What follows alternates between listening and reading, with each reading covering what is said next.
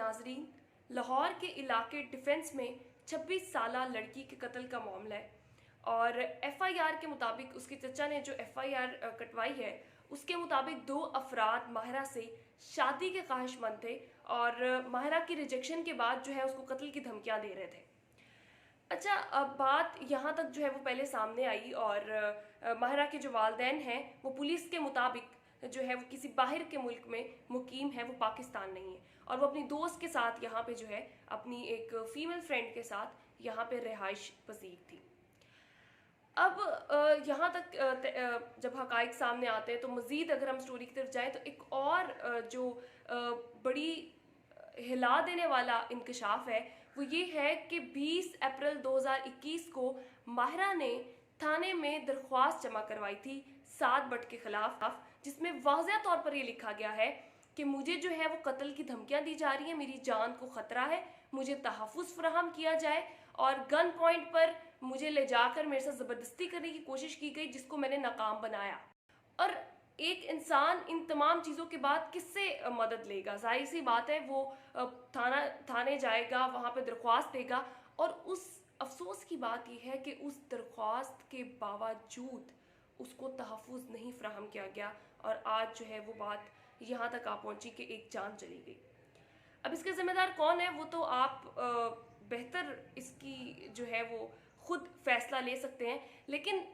यहाँ पर सवाल ये है, 2 चीज़ें जो हैं सोसाइटी की वो हमें यहाँ पर समझने की ज़रूरत है और इनके ऊपर जो है काम करने की ज़रूरत है। एक तो ये कि तहफ़्फ़ुज़ को यकीनी बनाया जाए, जब कोई दरख्वास्त दे, जब कोई अपील कर रहा है, जब कोई कुछ बता रहा है तो उसे सुना जाए और ताकि किसी की जो है वो जान इस तरह से ना जाए।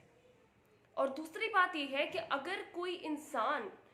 यहाँ पे वो पर्सनल स्पेस वाला तो कोई मामला बचा ही नहीं ना, कि कोई इंसान आपको मना कर रहा है किसी चीज़ से और आप ज़बरदस्ती करने की कोशिश कर रहे हो और ज़बरदस्ती के बाद जब कंप्लेन की जाती है तो उस कंप्लेन पे कोई सुनता नहीं है, तो इंसान की इज्जत भी महफूज नहीं है, जान भी महफूज नहीं है। तो इसको महफूज किस तरह बनाना है और किस तरह हम इस तरह से जो है वो इंसाफ दे पाएंगे और कितनी जानें जो है वो हम मज़ीद गंवाएंगे, ये तो एक और ऊपर से एक लड़की का मामला है। अब बहुत से लोग, मैं सोशल मीडिया पे देख रही थी, जो बातें कर रहे थे कि क्या पता इसकी दूसरी साइड क्या है या इस तरह से। आप ये बात देखें कि कोई इंसान, आप तो सिर्फ आपने जेंडर के साथ एसोसिएट कर दिया, आपने लड़की समझ के कॉइन को जो है वो फ्लिप करना शुरू कर दिया, लेकिन एक इंसान की जान की क्या वैल्यू है? चाहे वो कोई लड़का है या लड़की है, अगर वो कोई दरख्वास्त देता है, अगर उसके साथ कोई मसला है तो उसको अर्जेंट बेसिस पे सुनना चाहिए, उसके ऊपर जो है वो काम होना चाहिए। और ये जो ना वाला मसला है कि अगर आप किसी को ना करते हो तो वो अगला इंसान फिर भी ज़बरदस्ती आपके साथ चलता रहता है, ये सिर्फ यहाँ पर नहीं है, ये तो एक एक्सट्रीम लेवल पे चला गया ना। छोटे लेवल से ऐसा होता है कि आप बहुत सी चीज़ों के अंदर अपने इवन दोस्तों को भी, बहुत सी लड़कियां अपने मेल फ्रेंड्स को भी बहुत सी चीज़ों से मना कर रही होती हैं, लेकिन वो मना नहीं हो रहे होते। आप एक दूसरे की, इवन लड़कियों को बहुत से लोग मना कर रहे होते हैं, वो मना नहीं हो रहे होते। आप एक दूसरे की पर्सनल स्पेस का ख्याल नहीं रखते।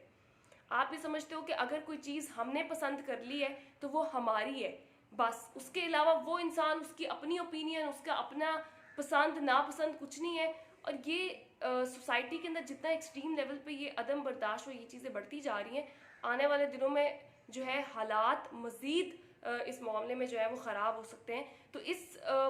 माहिरा के लिए जो एक आप कह लें कि हमदर्दी है, और वो जो चीज़ें हैं वो सिर्फ हमदर्दी की हद तक नहीं रहनी चाहिए, उसके लिए पूरा इंसाफ का जो सिनेरियो है वो उसको यकीनी बनाना चाहिए हमारी हुकूमत को भी और हमारे तहफ़्फ़ुज़ फराहम करने वाले इदारों को भी। पहले तो 20 दिन पहले जब दरख्वास्त दी गई तो तभी इस पर जो है वो अमल दरामद होना चाहिए था, लेकिन अब भी जो है वो, अगर हम इसी को, उन मुल्ज़िम को अगर यही वो कसूरवार है तो इनको जब तक हम इबरत का निशाना नहीं बनाएंगे, जब तक हम इस चीज़ को कम्युनिकेट नहीं करेंगे कि कोई ना कहता है तो उसका क्या मतलब है, आपने मना हो जाना है, जब हम तरबियत को यकीनी नहीं बनाएंगे, जब हम अपने बच्चों को ये नहीं सिखाएंगे, तो फिर मज़ीद जो है वो इस तरह के केसेस सामने आएंगे।